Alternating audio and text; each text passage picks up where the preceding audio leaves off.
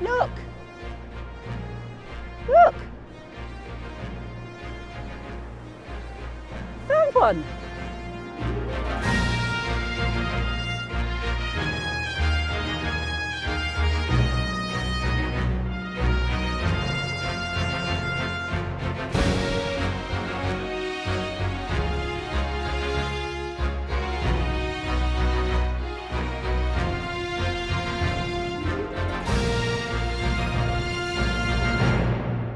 Hello and welcome to the real Jurassic Park.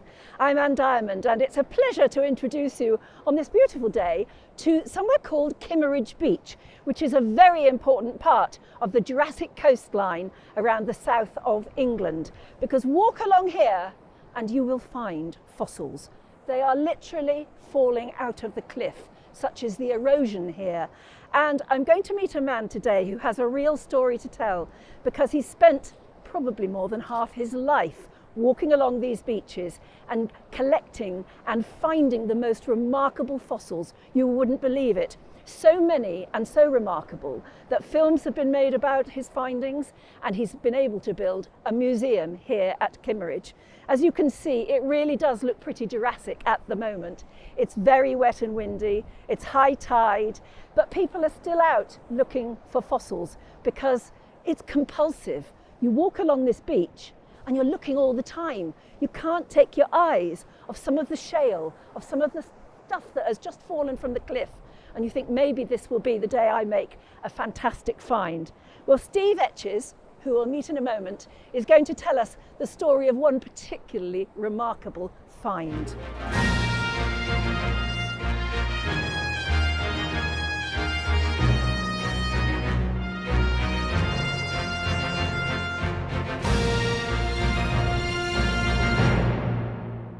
Steve, what makes this particular area we call the Jurassic Coast, and Kimmeridge area in particular, what makes it so rich in fossils?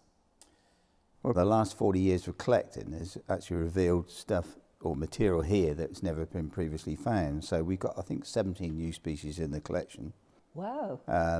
Soft part preservation. So in other words, things like fins of squid that would normally degrade very, very quickly, we get those preserved. We even get 3D fossilization of squid. So the whole body is actually preserved 3D. Why is it so well preserved? Is it a particular clay? No, it's not that. Well, it's the conditions they're in, actually, because we're sort of 70 miles offshore on a muddy substrate, and it's only very fine sediments raining down into that sort of onto that sea floor. And if you were back in those times and dived your hand down it, it's sort of liquid mud, but it would really be smelly, really, because it's anoxic. In other words, no oxygen in it. And again, on the sea floor, not a lot of organisms can tolerate those low oxygen levels. So anything that falls into that and gets encapsulated within it stands a good chance of preservation. So this area, Kimmeridge, this lovely little village, Yep. very desirable places to live now, Yep. was totally under a deep ocean. Yeah, we're probably about 60, 70 miles offshore. If we went back to those Kimmeridgian times, we'd be where North Morocco is sited now, on a shelf deposit. So it's completely different to what people think now. But don't forget the Kimmeridge clay crops out worldwide, because it's 157 to 152 million years old. That 5 million year period is called the Kimmeridgian period. So if you go to Russia, you can see the same things there. You can go to India, even in America, but it's terrestrial there, so it's land material there. So, but Kimmeridge is the best. Why it's called Kimmeridge clay is because the best suite of Kimmeridgian rocks exposed anywhere in the world. And of course, it's being more exposed every day, actually. I mean, stuff sort of falls out of the cliff because the cliff's eroding. The cliffs are eroding. We don't normally collect out from the cliff. We collect from the sort of ledges. As the tide goes out on spring tides, we get 2 spring tides a month. Between the sort of weed growth and the top of the beach, there's areas of shell that's exposed, and actually the fossils appear all the time because erosion is just gradually eroding those sort of shell ledges away. Well, we're talking a minute about how you even got interested in all this in the first place, and then what led to your incredible collection. But tell me about the latest big deal exhibit, the incredible pliosaur. Yeah. Okay, so the pliosaur skull is, probably the pinnacle of the collection in some ways. It was found in 2022, by a friend of mine who found the snout that dropped out the cliff. The snout. Yep, just the tip of the snout. But what he'd found is the jaws interlocking, so upper and lower dentition, it was all locked together.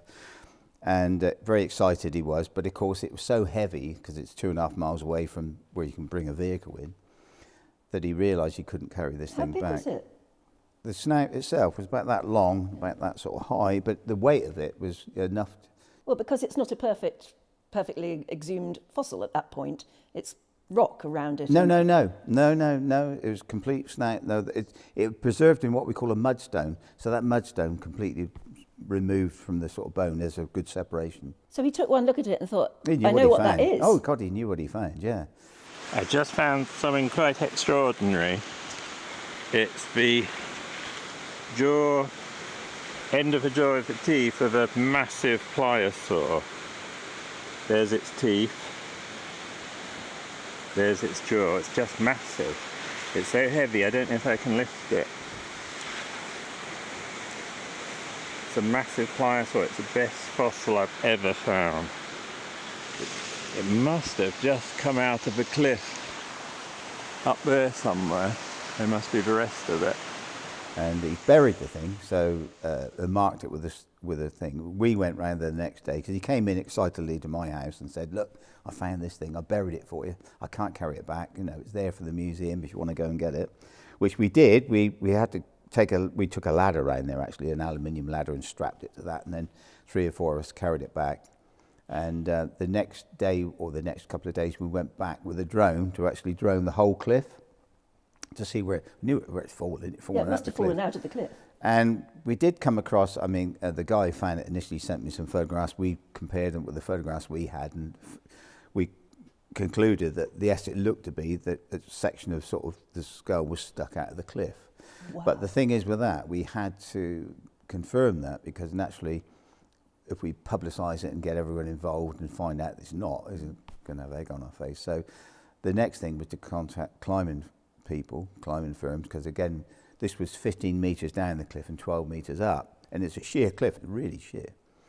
So after, I think the 3rd time lucky, we got out of a climbing firm that were based in Ireland. When I explained what we were about to do, what we'd like to do, the other two had given us short shrift. He said, that sounds exciting. I thought, great. So he said, I'm over in Bristol next week, so we'll come down, we'll walk round, you can show me where you think it is, and we'll discuss it there and then, which they did. Husband and wife team, brilliant they were.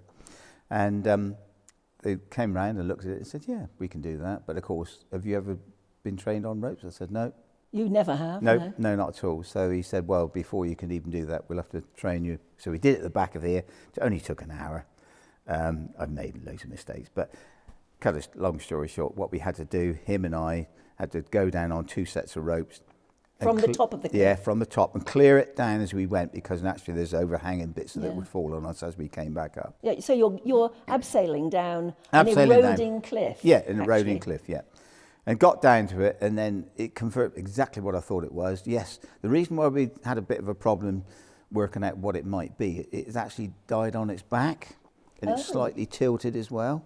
So it's very difficult to interpret what it looked like, because as soon as you saw it, you suddenly realised, hang on, there's the lower jaws, there's the, So that was fantastic. So on that basis, I took some bits were a bit friable, so I took those back up with us. And then we had a friend of mine, Chris Moore, who's a very well-renowned collector, and his son, Alex, went down to see them. Of course, they knew David Attenborough through filming with another thing we'd been involved with. And he then came on board. BBC then, yeah. And then we see the documentary. Yeah, David Attenborough and the giant sea monster. Yeah, but it took us 3 weeks to extract it. It was a very difficult thing to do. Yeah. You basically had to hang halfway down the cliff and try and manoeuvre in some sort of a crate. No. First off, we had to cut a big cave in above it. Oh. No. Before we did that, we spent nearly 3 weeks actually with these air chisels, chiseling in a big cave way back into the cliff to actually get on top of it and then extract it, or expose it, and then plaster it and strengthen it and everything else to extract it. Huge job. But then the thing is, Rob Vernicum, who's a friend of mine, who's a farmer, local farmer who lives on the estate there, he devised the contraption that came down the cliff. And if it wasn't for him, this thing wouldn't be here. No, because it was a contraption, really. Fantastic. It was sort of giant crate. Right, it's had like to on be, skis, yeah. Yeah, Like lowered on down, skis, and, yeah. and then gradually you excavated the rest of the Well, what we skull did then out is, into it. you know, we had a big box, and we'd already undercut the skull so we could sort of virtually jack it up a bit. And then in the box was a 5-ton winch, battery-powered winch with a remote control. And we could actually, through plastering it and putting a big band round it, slide it into the box. Yeah, that makes it sound easy. I've Oh. seen the film, and it's difficult. and it was difficult. And it was. I mean, Rob designed and built the thing, but his wife then sort of set the thing, well, Rob, what happens if it comes apart? Oh my God. And then he started worrying, you know. Yeah. It's a lot of stress involved with it. In fact, we got it out on the last day we could have done it. The climbing firm had to go back to another contract, and I think it's 9:30 that night. It was in on the trailer and finished in the big box. But there must be the rest of the body in that clip. There is. too. As we were cutting it back, there were bones going all the way. We got other bones. We got the scapula of it and other things. We got a large tooth we found to the side, a lot of teeth, and other vertebrae. So we know it's going. And the preservation of the skull, because it's unique, its preservation, really, really well preserved. That's conducive to the rest of the skeleton being there. It'll be what we call disarticulated. In other words, we know it's on the sea floor for a little bit of time because an oyster had been sort of hatched and grown on the sort of bone, but all the bones will be scattered about. They'll be roughly where they were, but you know, you get other fish, sharks feeding on the thing and dragging bits away. Oh, I see. Yeah, you have So- to imagine what it would have, Oh, how it God. would have died at the time. Yeah. These predators feed on other reptiles. And we've got one evidence of another pliosaur we've got in the collection. We've just got that when the guy found another pliosaur limb bone in its rib cavity. Oh, So it had eaten another pliosaur. oh yeah, they feed on their own kind. They feed on anything they can get their sort of teeth into. Describe to me what a pliosaur is. Right, so like a pliosaur is it's got like a turtle shape. It's got a barrel-shaped body, short tail, 4 big flippers, short neck, and a massive skull. It's the sister group. It's the sister of the plesiosaur. Like, you know, that most people, Loch Ness monster, barrel-shaped body, 4 flippers, long yes. neck, and a small head. Yeah. Same group of animals. It doesn't look anything like that, though. No, it's just, well, it does, same body shape. Yeah. But it's just But a very short different neck and head. very. Oh God, yeah. A plesiosaur skull would be like this, but you know they can be up to 3 meters long. And was it a monster? Was it the biggest predator at It's its time? described as the largest carnivorous reptile that ever lived. Ooh. And we got evidence of what it fed on because it got triangular teeth, sort of subtriangular Yeah, no, teeth. that's really unusual, isn't it? And the teeth are I mean, They're to excellent. me, it's looking at the teeth that makes it so frightening. Those teeth are enormous. Yeah, a woman did a study on form and function of teeth, and when she came across pliosaur, it's got cutting edges, it's got a point, it's got a crushing, it's got everything going to it to do what it has to do successfully. In other words, feed on other reptiles and big fish or whatever. Huge jaws. Huge jaws, very powerful jaws, yeah. And they're not numerous. In other words, we don't think they're like killer whales swimming in sort of groups. We think they're probably solitary hunters, you know. And we don't find a lot of remains of these things. We find lots of plesiosaur remains. Ichthyosaurs are very common, but pliosaurs are not so common. Why would that be? Well, they're solitary hunters, you know what I mean? It's rather like lions on the Serengeti. You've got lots of prey animals, but only a couple of prize of lions. It's exactly the same. So it was pretty, monstrous. It was Yeah. Oh, yeah. a nasty piece of work. And would that be Jurassic? Jurassic, yeah, these rocks are dated 157 to 152 million years ago. So that 5 million year period, which is represented all the fossil material is from that period. Yeah. Okay. It's interesting, that word, because it's become a bit misused, Jurassic, since the movies. Oh, yeah. Yeah, I mean, a T-Rex didn't exist in Jurassic times, did it? No. But this is a true Jurassic monster. It is. We had dinosaurs at the same time, living on land, but the diversity of those was not that great compared to the Cretaceous period. And when you do eventually get to the stomach area and all the rest of it, will that be a cavity in the rock, or will that be No. solid? Just think about it. This thing goes down in the seafloor sediment, then layers of sediment build up. You get a tremendous then downward pressure and dewatering of that sediment. As the sediment builds up, it squashes that and then dewaters it, pushes all the water out. And gradually, that 3D animal becomes a lot flatter. Yeah. You see the skull when we see it, it's not completely 3D. It's distorted and pushed flattened, over, yeah. but it's not crushed dead flat. Some of them we get really a bone that could be that thick at the end of the day. But here the compression has not been that great. So we've got it sort of semi-3D, so the preservation is quite good. I mean, as somebody who's spent so much of your life excavating these fossils, doing fantastic work on them, building this museum, this must be an absolute pride and joy. It is. It's not the rarest thing we got in the collection, but it's the biggest thing, and it's certainly for us as a small museum on the sort of Jurassic Coast in Dorset, where I've got into trouble with Londoners saying that to Londoners they don't even know where Dorset is, let alone Kimmeridge. So we hang on by our fingertips for finance, because all we make is the money through the door and what people spend in the shop. We don't get any grants or anything to sustain this museum. So for us, it's just turned the museum on its head. Yeah, this is pulling people in. As I say, over the last month, it's nearly 12,000 visitors, which would be, I think, 400 we compared it to last year. That is incredible, my goodness. So what you see here is material that's clean to the nth degree. So it reveals all the features that everyone wants to sort of see. Whereas you go to... It shows the hard work that... Oh, God, yeah, but it's enjoyable. Hours and weeks and months and but years. It's enjoyable. It's the most enjoyable thing. You think about it. Okay, the thing, in life. So most people... If you have a new car, you have a new car. The novelty for the first couple of 3 weeks is really great. After that, it wears off, and then becomes nothing. And it's the same with all things. But this, you get the thrill of discovering it. That's fantastic. Then the thrill when you prep it and you realise actually it's revealing features you couldn't see initially, and you get that thrill. And then you do the research and realise, hang on, this is completely new. No one's found these things. So that's on again. And then you got it on display here. This, by the way, is not my collection. It's given over the nation. But the thrill is from people getting their sort of excitement from it and actually discussing it with them. It's ongoing. And this research, all the time we're getting people come from all over the world researching different aspects of what the collection represents and what they are. So you're quite happy with your hands in one of those boxes, cleaning up with one of those air brushes or whatever. Air abrasives, and whatever. Or we do harsher methods than that. You spend hours and hours doing that. Oh God, you love it. You get lost in time. Hours just pass by.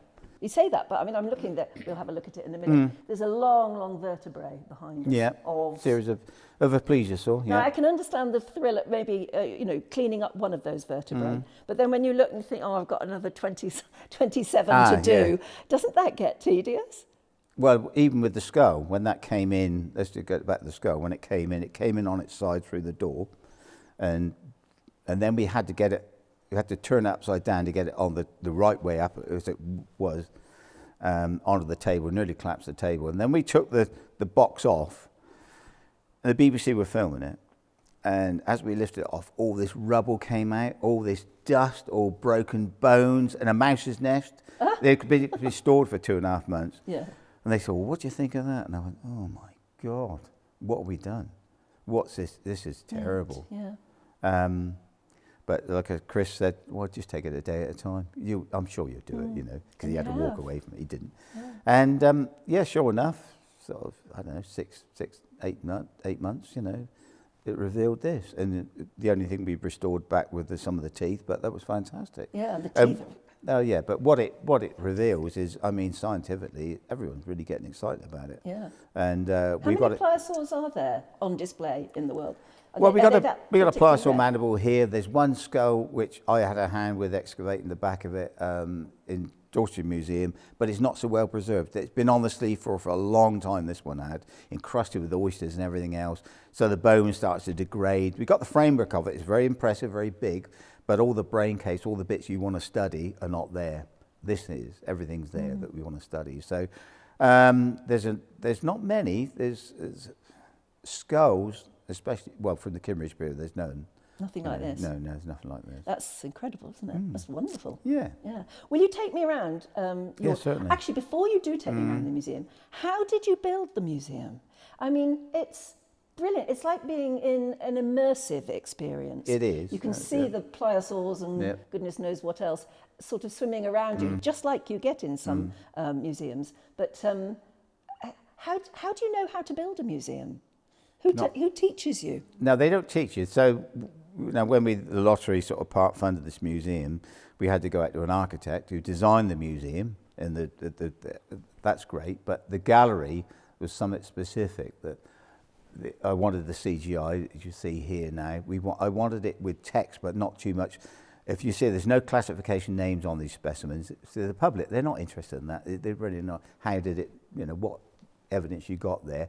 But you have to do it in very small bits because people don't look at text.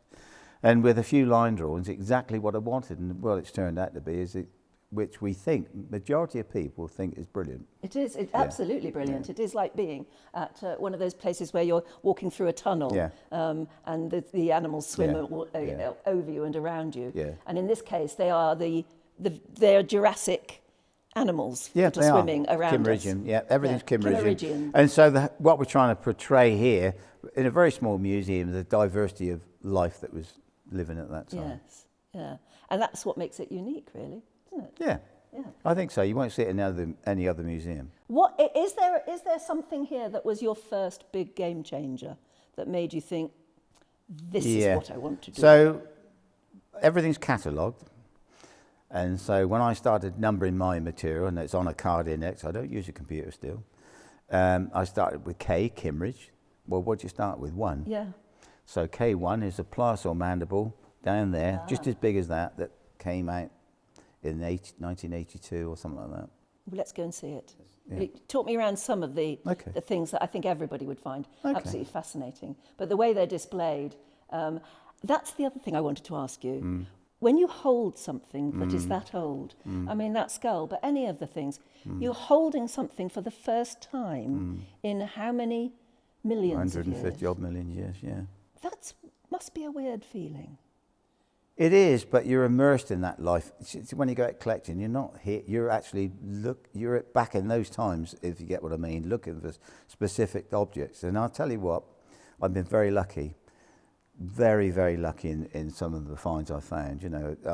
One of the finds was a complete wing of a pterosaur, which is unknown for the Kimmeridge. But at the time, my mind was focused on that. And as I was walking down through this ledge, extreme low water, what appeared was that. Oh, it's like it's speaking to you from a very long time ago. Yeah, and that was, the stories, there's some lovely stories. They're true. They're 2.5 miles away, so we get 2 tides at Kimmeridge, and the second tide is extremely low. But when that peak is reached, the tide starts coming in rapidly, and means high tides up against the cliff. And I had to get this thing back. It was in 2 slabs, and when I picked it up, I thought, my God, this is going to kill me. The weight of it was not on my back, it was on my thighs, really. And I thought, I'll go for it. I'm on my own, no phone signal where I've got the thing. And you had to get it out before high tide? I got it all out. I had it in the rucksack, but I had to get it back. I couldn't store it because the sea would come up against the cliff. And when I walked along sort of, 100 yards, then I had to stop and then carry on again, and carry on again. Got halfway round. Physically, I was just about had it. And I slipped on the weed because it's and it went down like a beetle on its back, and it dragged down me from, the rucksack underneath me. And there was a bit of Anglo-Saxon language, and I thought, oh God, and I picked up the rucksack, checked the slabs, and they were fine. But what had happened is the arm of the rucksack had been ripped out of my arm. And I thought, oh no. And then panic ensued. I got a phone signal by that time and phoned back home. My sons were working on the house extension we were doing, and I said to the younger brother, answer the phone, would you get hold of the older brother and come down with the rucksack and give me a hand, but tell him quick because the tide's coming in. I could see, the darkness fell then, I could see this little light coming. I ran towards him because I thought he was walking, but he was running. And I said, God, hurry up, Rick. I said, where's the rucksack? He said, no one told me about a rucksack. Oh my God, no. So we got to the rucksack and we couldn't lift it between us. It's impossible because there's only one arm. And panic then really set in. I thought, oh my God, what am I going to do? I slid the slabs out and he said, what about the rucksack? I said, we'll have to leave it. We'll leave all the stuff. Just carry it. But whatever you do, Rick, do not drop the slab. Please don't drop the slab. And we walked. We had to keep stopping. And then all of a sudden, in the sort of foreground, the whole cliff lit up with a light. And I thought, oh, Christ, someone's called the Coast Guards. And gradually they came round the headland with this light coming across the bay. And we were walking into this light thinking, oh, for God's sake, get the light off us. And we got to them, and it wasn't the Coast Guard, it was my wife and my other son. Oh. And then my other son took my slab, and by, I don't know, 6:30, we were off the beach in safety. I had to go and do a talk at 7:30. Oh. But anyhow, did that. And when you see it now, it's only much smaller, been reduced in size and everything. But that was one story that sort of I nearly Yes. lost control of. What did your wife think of that?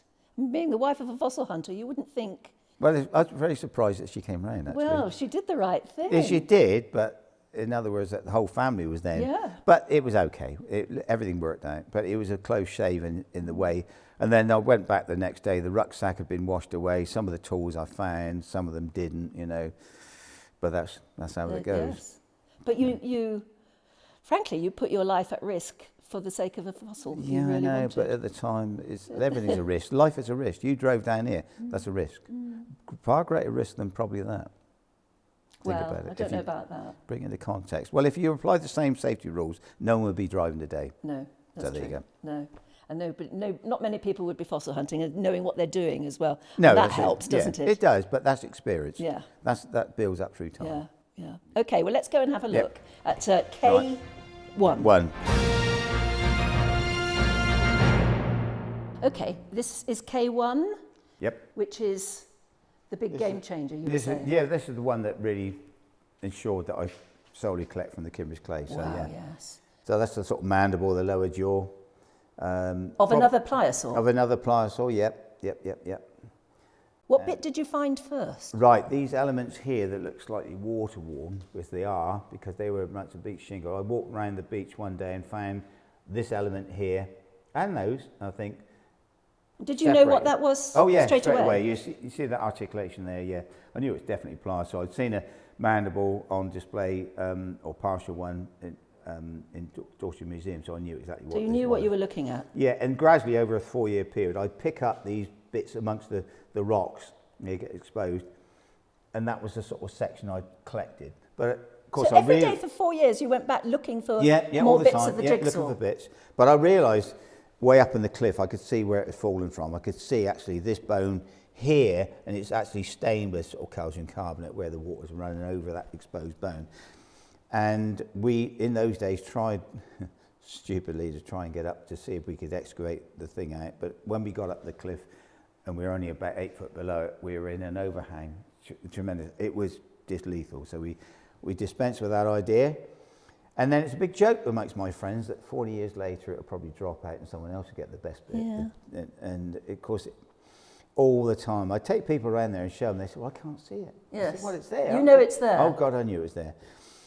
And then my wife was expecting our last child, and I, on a Saturday morning, I thought, well, I must go around there and just check before, because I can't go around for a couple of 3 weeks. Bearing in mind, I've been hundreds of times before. Got round there, it was early morning, and not quite, sort of, the sun was right up, it wasn't up, you know, it was in the springtime. And there was a massive hole in the cliff that I thought, oh my God, started shaking. I realised that this thing had fallen. Huge, great lump of shale, limestone, grass and everything else. And I thought, it's here, it's in there, it's got to be, you know, it's gone. Yeah. And put the rucksack down, just pulled the shale away. And honestly, I'm not kidding, the tip of that snake was stuck up like that. Now, you've got 2 sons. Are they interested at all? Not at all. Isn't that amazing? No, not at all. My daughter now works here. She enjoys it. But at the time, she didn't enjoy coming out either. She's not going to go out trudging along the Jurassic No, Coast she's the one who's looking for stomped her remaining feet bits very of this. ladylike and go back to the car and Yeah. wait for us because Oh, she wanted, gosh. oh no, this was not my stuff. What will happen to all this then? Well, this is now Once left to upon the a time. nation. It is, isn't Oh, it? this is not my collection. I did to get this museum built. Naturally, the lottery want you to sign over ownership, and that's fine. I'm happy with that because as you realise through life, and that no matter how much money you make, you're not going to take it with you. when No, you die. I mean, so these this is the pliosaurs. best thing that ever happened to me that we've got it in a museum. And it's a beautiful museum too. At Kimmeridge in the right place. Yeah. So this hopefully will be ongoing. I mean, it's now designated, which it means with the Arts Council, it's put in one of the top museums in Britain for its scientific content. I'm not surprised. It's absolutely spectacular. Show me another. Tell me another story of fossil hunting. What have you over got? here. I like this one because it's that dramatic. What is it? It's an ichthyosaur. That's an Okay. ichthyosaur. Yeah. Yeah. This is a completely new species that's been described, but you can, you can see that sort of, just that line across there. Oh, yes. Okay, that section there I found prior to this. So when I cleaned this up and realised its potential, its preservation is exquisite. And Chris, again, a fossil friend of mine, said, well, find the rest of it. I said, it's not there. So you only found this bit? Yeah, it's only that. And he said, there's got to be more of it, and actually never found it. And years later, I was walking along, and I saw these in cross-section again on a big slab of limestone. I had to split, this limestone block was massive, but what I did was drive chisels in, then split a section off, jack it up, and then put some pebbles in, slide that slab off, then slide the next slab, and got down to this. And it came out and in 2 bits. So that bit there yes. Is in one section, and this across here was the other section. Okay. And when I got it back home, I separated that in my rucksack with my jumper. And when I got home and recovered, because it was quite a weight, I'll bet. I realised that my jumper was missing, and so was this. And at the same time, you can see there's a line across here. Ah, yes. I was missing this bit, but I didn't recognise what that bit was, because in cross-section you could only see just as... So I thought, oh no. So I at the day off, went round the next day to try and retrieve where I thought this might have dropped out on the way.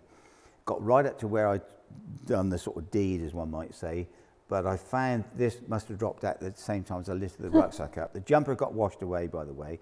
Then I had to search through all the rubble for this.